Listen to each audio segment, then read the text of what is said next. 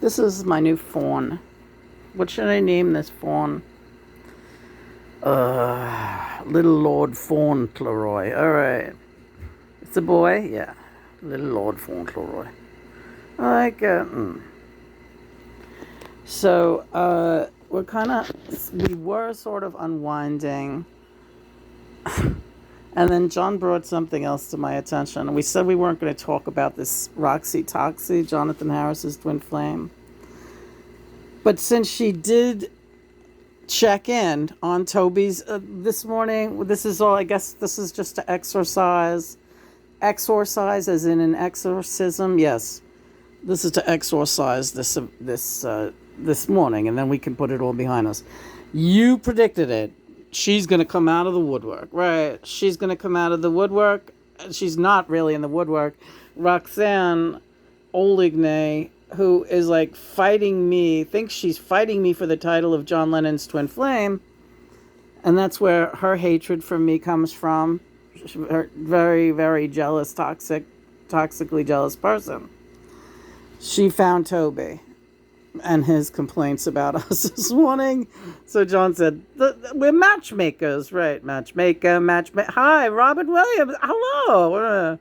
Robin Williams is here. Why don't you start having fun with this? All right, you gotta start having fun with this. I like Fauntleroy, thank you. You gotta start having fun with this.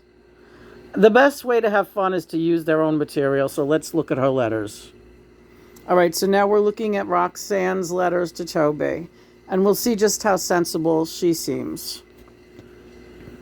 Hi, Toby. I just wanted to say thank you for having the guts to post this, for starters. Let's get a look at her face. Oh, God, must we? She's such a hag. You know, she looks like she could almost be a pleasant person, but she's such a fucking...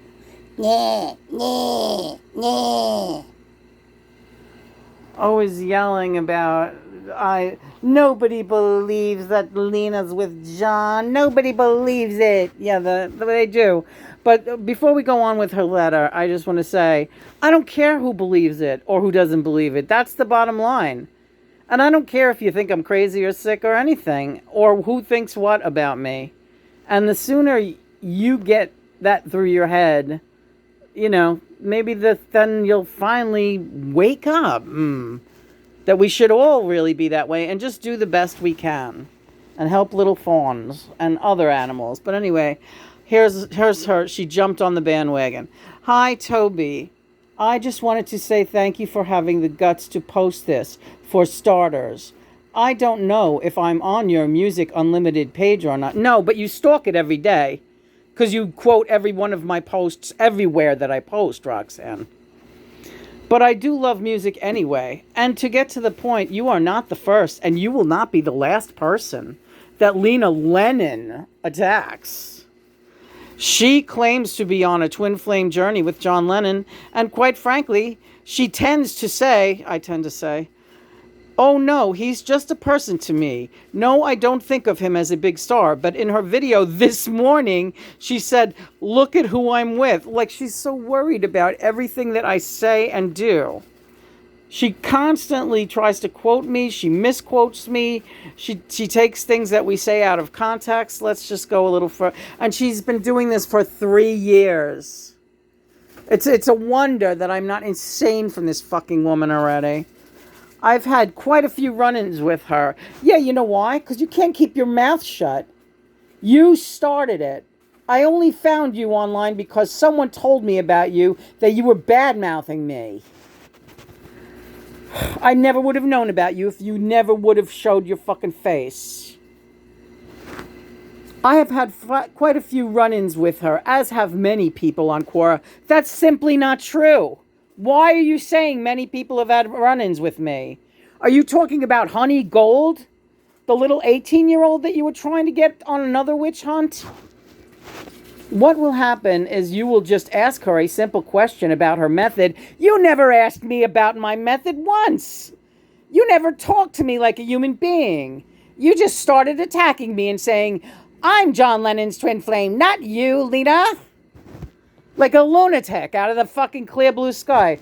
What will happen is, so this is a lie, and I keep getting attacked for being a liar by this lying weirdo. What will happen is you will just ask her a simple question about her method, and she'll go, Johnny and me don't want to answer that today. It's never happened. It's never happened. You've never asked me a question. And me and John answer every question that we are asked when it is done in a civil and polite way. We don't like your attitude. I have never said that to anyone, not once. We have never said that to anyone, not once. I feel she is probably going to be reading this because you watch, I guarantee you, she will make a video going on about Toxie Rocks in the Head. Yeah, we do call you Toxie Rocks in the Head, and we do make videos about you because we know you watch, and this is what you need to be told. Because we've been trying to wake you up for 3 years because you are a cyber stalker, and you are wasting your life. What else did she say? Oh my God. I don't know. She goes on to say, when you ask her questions or even question why she would say it, you've never asked me a question, Roxanne. You've never private messaged me.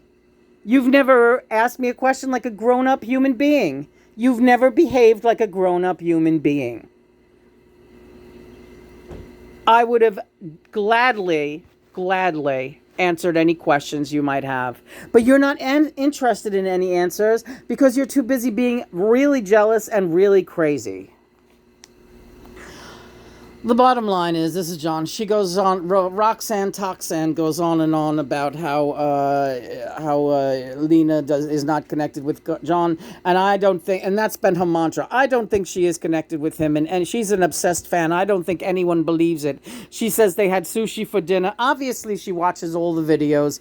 She's worried about us having sushi. She's worrying about me having sex with Lena, which is none of anybody's business, but once in a while I get randy and I like to talk about it. That gets her really upset, and then she goes fucking crazy when she hears about that, and then she has to find somebody like Toby, right, and she says that Lena will gaslight you. Lena's not gaslighting anybody. Lena is defending herself. Plain and simple, defending herself. You don't know what gaslight means if that's what you're accusing Lena of. She's defending herself, and if she wants to do it in video form, God bless her. I'm with her. On it. Toby writes back, yes, I have her blocked. No, Toby, we blocked you long before you blocked us, so we don't know what you're talking about. I honestly thought she was a great person, and then one day she just decided to go mental. Yes, Lena just decided to go mental. I guess that happens. People just decide to go mental. We've been keeping this document for over a decade now. We have a couple of thousand followers, and we have some very wonderful friends. In fact, this morning we just did 3 private readings for some good friends who thanked us profusely and who made donations to various animal sanctuaries in our name. What have you done lately, Roxy? What have you done lately, Toby? Except get together and worry about me and Lena having sushi and having perhaps some astral intercourse. What have you done lately? And the last thing Toby says to her is, did you need an invite to my music site? So we wrote, Toby, still working that music site. Good for you, bud. And then Lena had to write that if you don't recognize that Roxanne is a Lena and John stalker, then you are very far gone indeed, my dearest Toby. Look at the energy she puts into all of her Lena research. Do yourself a favor. And then I wrote, don't bother, carry on. Yeah. And that's it. And this is self-defense. This is self-defense 101. Just ask little Lord Fauntleroy. Lord Fauntleroy! This one gets to stay on the bed. Have you ever seen the cutest thing? Like, I found a fawn, when I was on my honeymoon with Christopher. Oh my God. A little fawn was by itself and its mother was nowhere in sight. And you're just supposed to leave them there. So, she'll come back for them. It was in a clearing. And that little fawn, was very, very, very tiny. I was so worried about him. went back and that fawn was fine, Lena. Lena went back to her cabin and brought the fawn some bread and milk because he looked hot in the sun and she wanted to make sure that he had something to eat. I was so worried about him, and I put some bread and milk in his mouth, and I felt his little teeth. There's nothing more innocent. There's nothing more beautiful than an animal.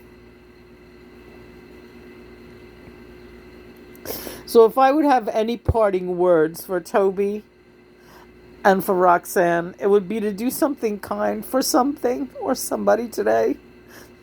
And get off your broomsticks. And try being human. I love you, Lena. The problem is they're all too human. And you're an angel.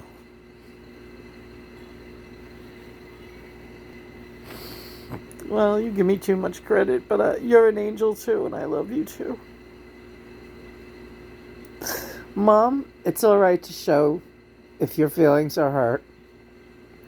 That woman Roxanne will wear anyone down. She doesn't have any friends.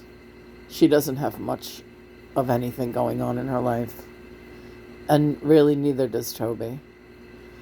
They're both obsessed with the internet. They're lonely. Perhaps it's a good thing that they found each other now. Perhaps look at yourself as an instrument of giving them one another, even if their commonality is to slag you, as John would say.